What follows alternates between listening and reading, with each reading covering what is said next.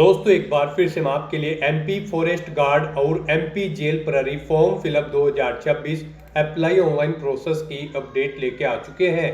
किस तरह से आप एमपी फॉरेस्ट डिपार्टमेंट के अंतर्गत फॉरेस्ट गार्ड, फील्ड गार्ड और एमपी प्रिजन डिपार्टमेंट जेल विभाग के अंतर्गत जेल प्रहरी और असिस्टेंट जेल सुपरिंटेंडेंट के 1679 खाली पदों को भरने के लिए अपने फॉर्म अप्लाई कर सकते हो। स्टेप बाय स्टेप कंप्लीट जानकारी आपको इस वीडियो में दी जाएगी। लास्ट डेट की अपडेट है, अंतिम मौका है, केवल आपके पास 3 दिन शेष रह गए हैं। आप जल्द से जल्द अपना फॉर्म अप्लाई कर ले। आप अंतिम समय का वेट न करें। आखिरी समय में कोई भी टेक्निकल प्रॉब्लम हो सकती है, तो आप आज ही से अभी से अपना फॉर्म अप्लाई कर ले। आखिरी समय में फॉर्म भरते समय अगर आपके सामने कोई भी टेक्निकल प्रॉब्लम आ रही है तो उसका हल भी आपको इस वीडियो में मिल जाएगा। अंतिम समय में फॉर्म भरते समय आपको कोई भी ऐसी गलती या फिर मिस्टेक नहीं करनी होगी जिसको करने से आपका एप्लीकेशन फॉर्म भी रिजेक्ट हो सकता है। फॉर्म अप्लाई करते समय आप अपनी डिटेल किस प्रकार से फिल करोगे, डॉक्यूमेंट, सिग्नेचर, फोटोग्राफ कैसे और कितने केबी में आपको अपलोड करने होंगे, कैसे आप पोस्ट प्रेफरेंस और एग्जाम सेंटर प्रेफरेंस सेट करोगे, फीस पेमेंट करते हुए रजिस्ट्रेशन से लेकर प्रिंट तक आपको किस तरह से अपना फॉर्म अप्लाई कर लेना होगा। पूरी जानकारी के लिए आपको ये वीडियो शुरू से लेके एंड तक बिना स्किप किए हुए देखनी होगी। इस वीडियो को पूरा देखने पर ही आपके सभी सवाल और डाउट क्लियर होंगे। तो चलिए दोस्तों, बिना कोई वक्त गंवाए शुरू करते हैं MP forest department forest guard jail प्रहरी की फॉर्म फिलअप के बारे में पूरी जानकारी। फॉर्म भरने से पहले आपको सबसे पहले हमारी वेबसाइट IND सरकारी नौकरी के इस पेज पर विजिट करना होगा, जिसका लिंक आपको नीचे description plus first comment box में मिल जाएगा। और हमारे इस पेज पर विजिट करके आप यहां से एमपी फॉरेस्ट गार्ड जेल प्रहरी का फॉर्म अप्लाई कर सकते हो। Madhya Pradesh employees selection board MPESB की ओर से नोटिफिकेशन रिलीज हो चुका है। फॉरेस्ट डिपार्टमेंट वन विभाग के अंतर्गत फॉरेस्ट गार्ड, फील्ड गार्ड की पोस्ट है। प्रिजन डिपार्टमेंट जेल विभाग में जेल प्रहरी और असिस्टेंट जेल सुपरिंटेंडेंट की पोस्ट है। 1679 वैकेंसीज निकली हुई है। फॉरेस्ट गार्ड के लिए 728 पद है, फील्ड गार्ड के लिए 169 है, जेल प्रहरी के लिए 757, असिस्टेंट जेल सुपरिंटेंडेंट के लिए भी 25 वैकेंसीज निकली हुई है। लास्ट डेट ऑनलाइन आवेदन करने की 14 मार्च 2026 है। लास्ट डेट की न्यू अपडेट है, अंतिम मौका है, केवल 3 ही दिन शेष रह गए हैं। एग्जाम आपका 7 अप्रैल से स्टार्ट होने जा रहा है। फॉरेस्ट गार्ड, फील्ड गार्ड के लिए 19,500 से 62,000 सैलरी है, जेल प्रहरी के लिए 5200 से 20,200 है, असिस्टेंट जेल सुपरिंटेंडेंट के लिए 36,200 से 1,14,800 है प्रति माह के लिए। क्वालिफिकेशन की अगर बात की जाए तो वन रक्षक, फील्ड गार्ड, जेल प्रहरी के लिए 10वीं पास अप्लाई कर सकते हैं और सहायक जेल अधीक्षक के लिए यहाँ पर ग्रेजुएट डिग्री से आप अप्लाई कर सकते हो। 18 से 33 वर्ष आयु सीमा है। जनरल या अदर स्टेट के लिए 560 रुपये फीस है। SC/ST OBC के लिए 310 है, जो कि आप ऑनलाइन मोड से पेमेंट कर सकते हो। रिटर्न टेस्ट के आधार पर सिलेक्शन होगा, ऑनलाइन अप्लाई कर सकते हो। Madhya Pradesh MP job location है, ऑल इंडिया से ऑनलाइन कर सकते हो। esb.mp.gov.in इसकी ऑफिशियल वेबसाइट है, जिससे आप ऑनलाइन फॉर्म फिल कर सकते हो।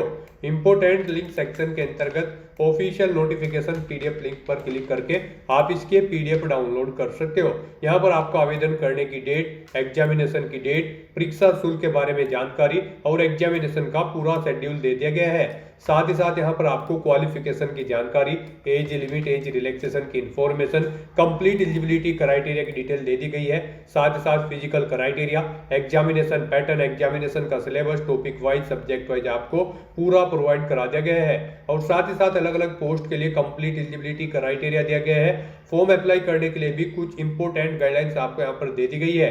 तो ऑनलाइन आवेदन करने से पहले आपको नोटिफिकेशन की PDF पूरा पढ़ना अनिवार्य है। इसको पूरा पढ़ने से ही आपके सभी सवाल और डाउट क्लियर होंगे।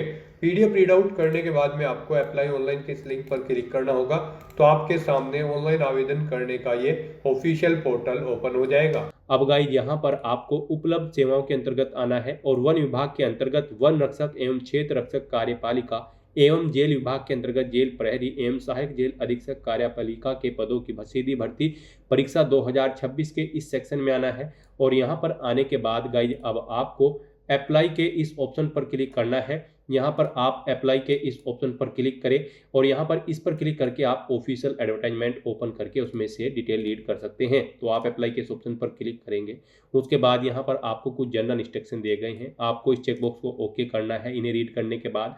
और फिर गाइज, आपको यहाँ पर आगे बढ़ाएं के इस ऑप्शन पर क्लिक करना है उसके बाद आपके सामने यहाँ पर कुछ इस तरह से इंटरफेस ओपन होगा। अब यहाँ पर अगर आपने इस पोर्टल पर पहले से रजिस्ट्रेशन कर रखी है अपनी प्रोफाइल, तो यहाँ पर आपको अपना सामान्य पंजीकरण क्रमांक एंटर करना है। उसके बाद आपको अपनी डेट ऑफ बर्थ यहाँ पर इस कैलेंडर में से सिलेक्ट करनी है। फिर गाइज आपको इस कैप्चा कोड का आंसर यहाँ पर एंटर करना है और फिर सत्यापित कर आगे बढ़ाएं के इस ऑप्शन पर क्लिक करते हुए आपको लॉगिन करके अपना फॉर्म अप्लाई कर लेना है। और गाइज अगर यहाँ पर आप इस पोर्टल के थ्रू फर्स्ट टाइम अप्लाई करने जा रहे हो किसी भी भर्ती के लिए, तो सबसे पहले यहाँ पर आपको अपनी प्रोफाइल का रजिस्ट्रेशन करना होगा। उसके लिए आपको प्रोफाइल रजिस्ट्रेशन का लिंक दिया गया है, आप इस पर क्लिक करेंगे, आपके सामने यहाँ पर कुछ इस तरह से इंटरफेस ओपन होगा। अब यहाँ पर आपसे पूछा गया है कि क्या आपके पास पूर्व में पंजीकृत प्रोफाइल आईडी है, तो यहाँ पर आपको नहीं का ऑप्शन सिलेक्ट करना है। फिर यहाँ पर आपको अपना मोबाइल नंबर एंटर करना है, अपना ईमेल आईडी आपको यहाँ पर एंटर करना है, इस कैप्चा कोड का आंसर आपको यहाँ पर देना है। उसके बाद ओटीपी प्राप्त करें के इस ऑप्शन पर आपको क्लिक करना है। फिर यहाँ पर आपके रजिस्टर्ड मोबाइल नंबर पर एक ओटीपी आया होगा। जो मोबाइल नंबर यहाँ पर आपने एंटर किया है उस पर एक ओटीपी आया होगा, वो ओटीपी आपको यहाँ पर एंटर करना है। गाइस यहाँ पर आप कोशिश करें वो मोबाइल नंबर आप एंटर करें जिससे आपका आधार लिंक है। तो यहाँ पर अपना ओटीपी एंटर करने के बाद फिर आपको ओटीपी सत्यापन करें के इस ऑप्शन पर क्लिक करके अपना ओटीपी यहाँ पर वेरीफाई कर लेना है। नेक्स्ट आपके सामने कुछ इस तरह से इंटरफेस ओपन होगा। यहाँ पर आपके रजिस्टर्ड मोबाइल नंबर पर आपको एक रजिस्ट्रेशन आईडी और पासवर्ड सबमिट कर दिए गए हैं। अब उनका यूज करते हुए यहाँ पर आपको लॉगिन करना है। यहाँ पर आपको अपनी रजिस्ट्रेशन आईडी एंटर करनी है, अपना प्रोफाइल पासवर्ड आपको एंटर करना है जो आपके मोबाइल नंबर पर सबमिट किया गया है। इस कैप्चा कोड का आंसर आपको यहाँ पर देना है और उसके बाद आपको फिर लॉगिन की स्टेप पर क्लिक कर देना है। नेक्स्ट यहाँ पर आपको अपना ई-केवाईसी सत्यापन करना है। यहाँ पर आपसे पूछा गया कि क्या आपके पास आधार नंबर है, तो यहाँ पर आपको हाँ ऑप्शन सिलेक्ट करना है। गाइस यहाँ पर आपके पास आधार होना मस्ट है, अदरवाइज आप एमपी ऑनलाइन लिमिटेड पोर्टल के थ्रू किसी भी भर्ती के लिए अप्लाई नहीं कर पाओगे। तो यहाँ पर आप हाँ ऑप्शन सिलेक्ट करें और फिर यहाँ पर आप ऑप्शन सिलेक्ट करें आप ओटीपी के द्वारा अपना सत्यापन करना चाहते हैं या फिर बायोमेट्रिक स्कैन के द्वारा। यहाँ पर आप अपने अकॉर्डिंग ऑप्शन सिलेक्ट करें। अगर आप ओटीपी के द्वारा करते हैं तो ई-केवाईसी ओटीपी द्वारा सत्यापन के ऑप्शन पर क्लिक करें। उसके बाद यहाँ पर आप आगे बढ़ाएं के इस टैब पर क्लिक कर दें और फिर यहाँ पर आप अपना आधार नंबर एंटर करें। उसके बाद इस चेक बॉक्स को ओके करें, इस कैप्चा कोड का आंसर आप यहाँ पर प्रोवाइड कराएं और उसके बाद फिर गाइस आप जनरेट ई-केवाईसी ओटीपी के इस ऑप्शन पर क्लिक कर दें। फिर यहाँ पर आपके रजिस्टर्ड मोबाइल नंबर पर एक ओटीपी आएगा जिससे आपका आधार लिंक है। वो ओटीपी आपको यहाँ पर एंटर करना है, इस चेकबॉक्स को ओके करना है और उसके बाद गेट डिटेल के इस ऑप्शन पर क्लिक कर देना है। नेक्स्ट आपके सामने कुछ इस तरह से इंटरफेस होगा। अब यहाँ पर आपका रजिस्ट्रेशन फॉर्म स्टार्ट हो चुका है। अब आपको अपनी बेसिक डिटेल्स प्रोवाइड करते हुए यहाँ पर अपना रजिस्ट्रेशन करना होगा। सबसे पहले यहाँ पर गाइड आपको अपना नाम एंटर करना है। उसके बाद यहाँ पर आपको अपना उपनेम यहाँ पर एंटर करना है। फिर यहाँ पर आपको अपने पिता या पति का नाम देना है, अपनी मदर का नाम आपको एंटर करना है। फिर यहाँ पर आपको अपनी 10वीं क्लास के अकॉर्डिंग अपनी डेट ऑफ बर्थ यहाँ पर सेलेक्ट कर लेनी है। 10वीं क्लास में जो आपकी जन्म तिथि दर्ज है उसके अकॉर्डिंग आपको अपनी डेट ऑफ बर्थ यहाँ पर सेलेक्ट करनी है। फिर आपसे पूछा गया कि क्या आप मध्य प्रदेश के मूल निवासी हैं, अगर हैं तो आप हाँ करेंगे, नहीं तो नहीं करेंगे। उसके बाद यहाँ पर आपको अपना जेंडर सेलेक्ट करना है, आप मेल हो या फिर फीमेल। फिर यहाँ पर आपको अपनी श्रेणी कैटेगरी सिलेक्ट कर लेनी है, आप रिजर्व कैटेगरी से SC ST OBC या फिर अनरिजर्व कैटेगरी से हैं, आप अपने अकॉर्डिंग यहाँ पर ऑप्शन सेलेक्ट कर लें। फिर यहाँ पर आपसे पूछा गया कि क्या आप आर्थिक रूप से कमजोर EWS श्रेणी के अंतर्गत आते हैं, अगर आप अनरिजर्व कैटेगरी कैंडिडेट हैं तो इसमें हाँ या नहीं आप ऑप्शन सेलेक्ट करेंगे और अगर आप यहाँ पर SC ST या फिर OBC कैंडिडेट होंगे तो फिर आपके सामने ये ऑप्शन डिसेबल्ड कर दिया जाएगा। फिर यहाँ पर आपको अपनी हायर क्वालिफिकेशन सेलेक्ट कर लेनी है, यानी कि आपकी जो हाईएस्ट क्वालिफिकेशन है वो आपको यहाँ पर सिलेक्ट कर लेनी है। आपने यहाँ पर ग्रेजुएशन, पोस्ट ग्रेजुएशन या फिर 12वीं या फिर कोई इंजीनियरिंग डिग्री, डिप्लोमा, जो भी आपकी हायर क्वालिफिकेशन है वो यहाँ पर आपको सिलेक्ट कर लेनी है। फिर आपको अपने निवास का क्षेत्र यहाँ पर सिलेक्ट करना है, आप रूरल एरिया में रहते हैं या फिर अर्बन एरिया में यानी कि ग्रामीण या शहरी, आप अपने अकॉर्डिंग ऑप्शन सेलेक्ट करें। फिर यहाँ पर आपसे पूछा गया कि क्या आप दिव्यांग कैंडिडेट हैं और आपकी डिसेबिलिटी न्यूनतम 40% है, अगर है तो आप हाँ करेंगे, नहीं तो नहीं ऑप्शन सेलेक्ट करेंगे। हाँ ऑप्शन अगर आप सेलेक्ट करते हैं तो फिर यहाँ पर आपको अपनी दिव्यांगता का प्रकार सेलेक्ट कर लेना है और अगर आप दिव्यांग कैंडिडेट नहीं हैं तो सिंपली यहाँ पर आप नो ऑप्शन सेलेक्ट कर लेंगे। उसके बाद यहाँ पर आपको ये डिटेल प्रोवाइड नहीं करानी होगी। फिर यहाँ पर आपको अपनी वैवाहिक स्थिति का विवरण देना है। यहाँ पर आपसे पूछा गया कि क्या आप विवाहित हैं, अगर हैं तो आप हाँ करेंगे, और यहाँ पर फिर आपको अपनी विवाह की तिथि सिलेक्ट करनी होगी, और अगर नहीं है आप विवाहित तो आप नहीं ऑप्शन सिलेक्ट कर लेंगे। अगर आप विवाहित हैं तो यहाँ पर आपको फिर अपने जीवित बच्चों की संख्या देनी है। अंतिम बच्चे की जन्म तिथि यहाँ पर आपको सिलेक्ट करनी है। अंतिम बच्चा जुड़वा है तो आप हाँ करेंगे, नहीं तो नो ऑप्शन सिलेक्ट करेंगे। इस तरह से यहाँ पर आपको अपनी डिटेल देने के बाद फिर आपको अपनी एड्रेस की डिटेल यहाँ पर प्रोवाइड करनी है। यहाँ पर सबसे पहले आपको अपना मकान नंबर एंटर करना है, गली मोहल्ला गांव क्षेत्र कॉलोनी शहर या तहसील एंटर करनी है, अपना स्टेट आपको सेलेक्ट करना है, इसके अकॉर्डिंग आपको डिस्ट्रिक्ट यहाँ पर सेलेक्ट कर लेना है। फिर यहाँ पर आपको अपना पिन कोड एंटर कर देना है। इस तरह से यहाँ पर आपको अपने एड्रेस की डिटेल प्रोवाइड करनी है। फिर यहाँ पर आपको आपका मोबाइल नंबर और ईमेल आईडी ऑटोमेटिकली फिर मिलेगी जो आपने रजिस्ट्रेशन आईडी क्रिएट करते हुए प्रोवाइड कराई थी। अब यहाँ पर आपको आपकी बॉडी पर कोई कट या तिल का निशान है तो उस पैलेस का नाम यहाँ पर देना है। फिर आप परीक्षा में जब पार्टिसिपेट करेंगे उस समय अपना कौन सा फोटोयुक्त पहचान पत्र शो करेंगे वो यहाँ पर आपको सेलेक्ट कर लेना है। आधार कार्ड, पैन कार्ड या फिर ड्राइविंग लाइसेंस, उसका नंबर यहाँ पर आपको एंटर करना है। आपका आधार कार्ड नंबर आपको ऑटोमेटिकली यहाँ पर फिर मिलेगा। फिर आपको घोषणा पत्र में इस चेकबॉक्स को ओके करना है और उसके बाद गाइज आपको पंजीकृत करें के इस ऑप्शन पर क्लिक कर देना है। नेक्स्ट यहाँ पर आपको अपना लाइव फोटो कैप्चर करना है, अपने सिग्नेचर अपलोड करने हैं, अपना handwritten declaration document upload करना है, अपनी जन्म तिथि का प्रमाण पत्र यहाँ पर आपको अपलोड करना है, अपना कास्ट सर्टिफिकेट यहाँ पर आपको अपलोड करना है अगर आप रिजर्व कैटेगरी से बिलोंग करते हैं। दिव्यांग कैंडिडेट हो तो आपको यहाँ पर दिव्यांगता का प्रमाण पत्र अपलोड करना होगा। इनके लिए आपको गाइडलाइन दी गई है, इन्हें ध्यान में रखते हुए आपको अपने डॉक्यूमेंट्स को आपको अपलोड करना है।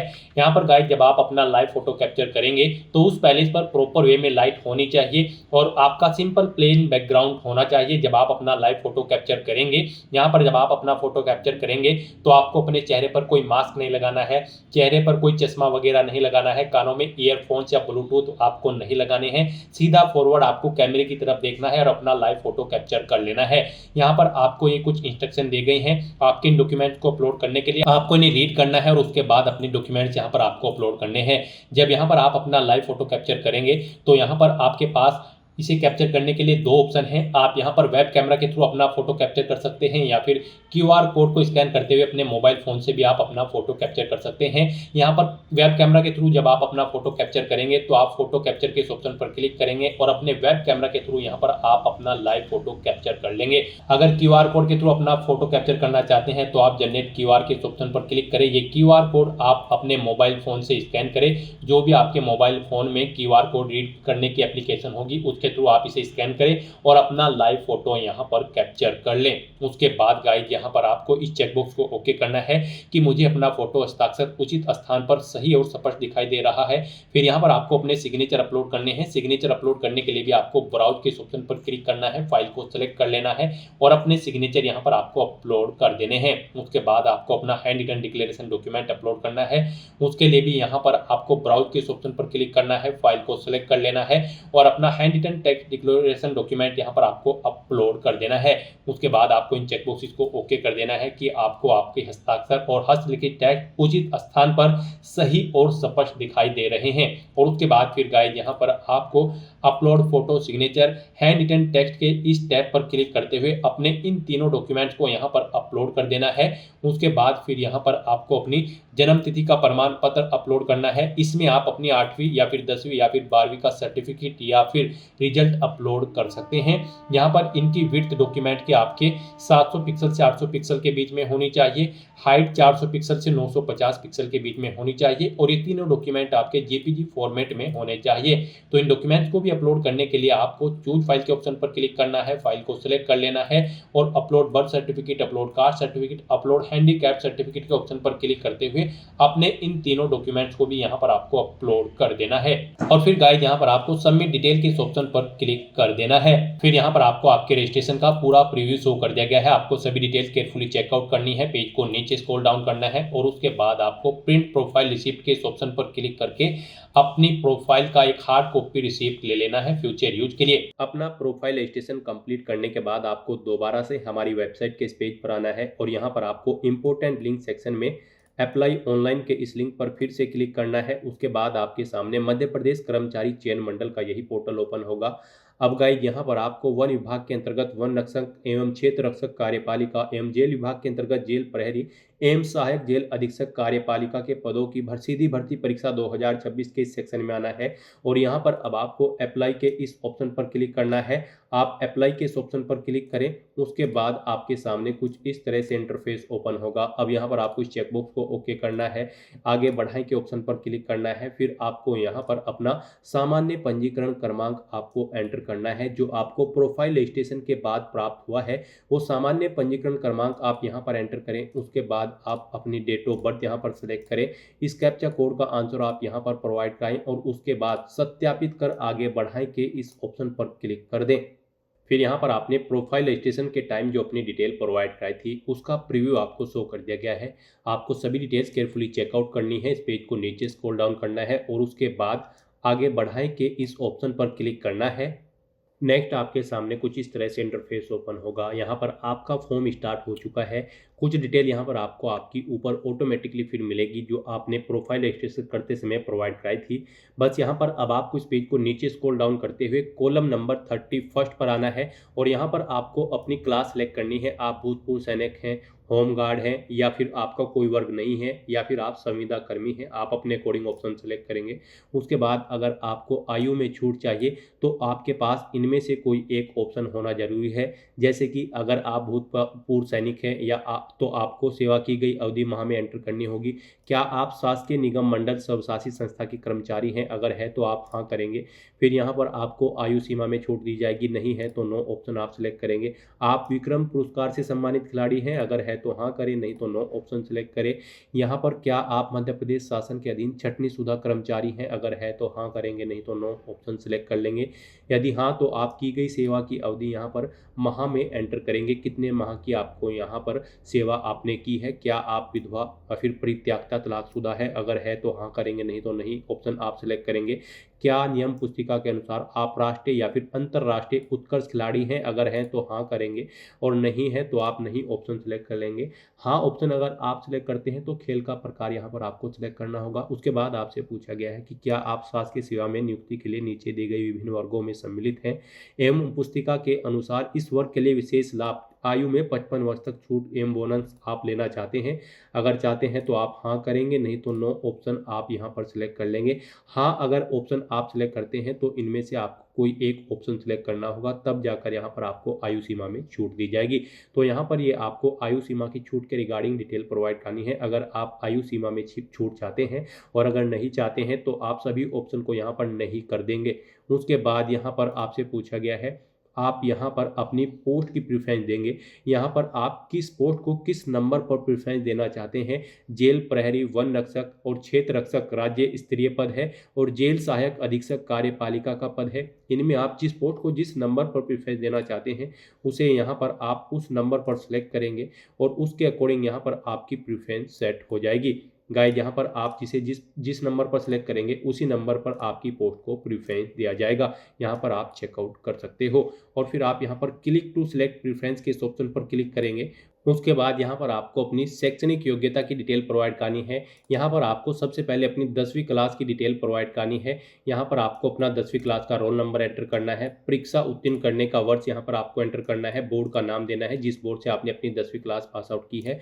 फिर अगर आपने यहाँ पर ग्रेजुएट कर रखी है तो उसकी डिटेल भी आप सेम ऐसे ही प्रोवाइड करा सकते हैं। आप अपना रोल नंबर एंटर करें, परीक्षा उत्तीर्ण वर्ष यहाँ पर एंटर करें, यूनिवर्सिटी का नाम यहाँ पर दे। नेक्स्ट यहाँ पर आपको अपनी पोस्ट प्रेफरेंस देनी है। यहाँ पर आप जिस पोस्ट के लिए अप्लाई करना चाहते हैं उसके लिए आपसे पूछा गया है कि क्या आपके पास उस पर अप्लाई करने के लिए रिक्वायर्ड क्वालिफिकेशन है। अगर है तो आप हाँ करेंगे और फिर उसके सामने चेकबॉक्स को ओके करेंगे। और जिस पोस्ट पर अप्लाई करने के लिए आपके पास क्वालिफिकेशन नहीं है उसके सामने आप नहीं ऑप्शन सेलेक्ट करेंगे और फिर आप चेकबॉक्स को ओके नहीं करेंगे। इस तरह से यहाँ पर आपको अपनी पोस्ट प्रेफरेंस सेलेक्ट करनी है। आप यहाँ पर जिस पोस्ट को जिस नंबर पर प्रेफरेंस देना चाहते हैं उस नंबर पर आप हाँ ऑप्शन सेलेक्ट करेंगे क्वालिफिकेशन में और फिर उसके सामने चेकबॉक्स को ओके कर देंगे। इस तरह से 1 बाय 1 करके आपकी यहाँ पर पोस्ट ऐड हो जाएगी इस सेक्शन में। आपके अकॉर्डिंग आप जिस पोस्ट को जिस नंबर पर प्रेफरेंस देंगे उसके अकॉर्डिंग यहाँ पर आपको आपकी पोस्ट शो हो जाएगी।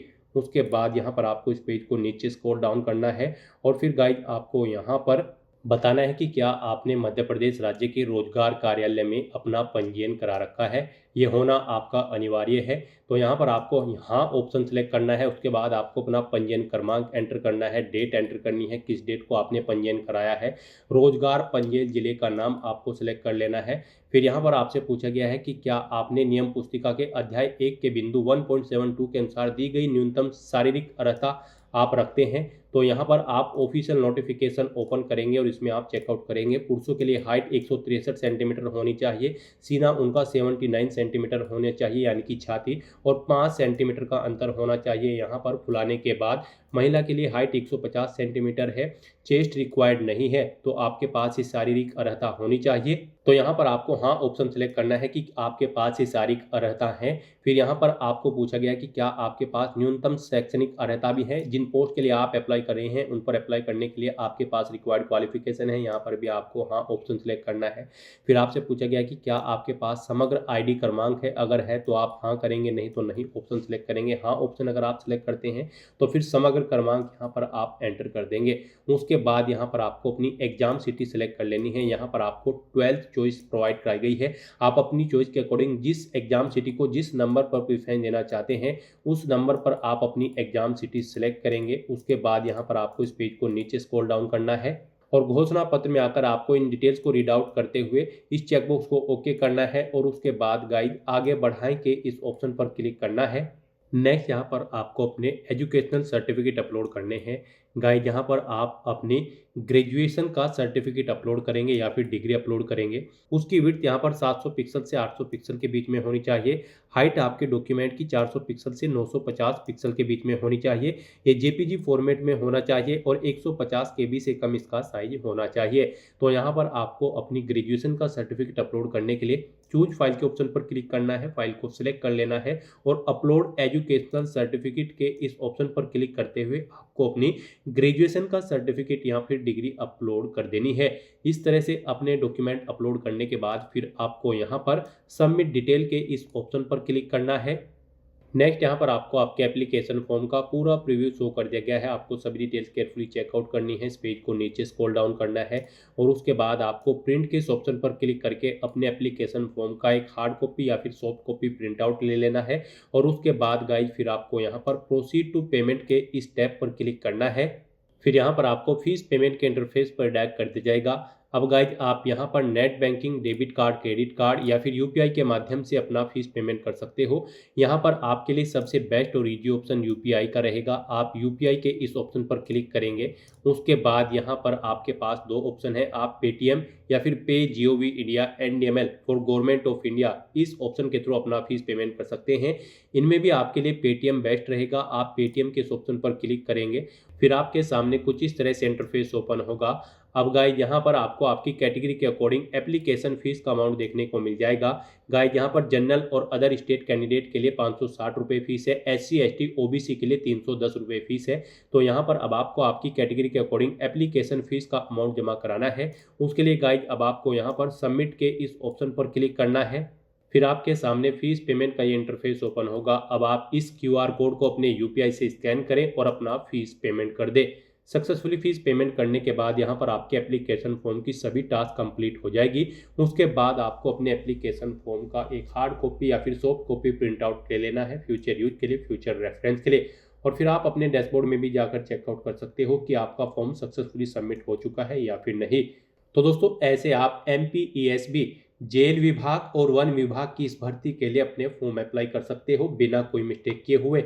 आज की इस वीडियो में बस इतना ही। आई होप ये वीडियो आपको पसंद आई होगी। अगर पसंद आई हो तो इसे लाइक और शेयर करें। चैनल पर नए हो तो इसे सब्सक्राइब कर लें। Thanks for watching.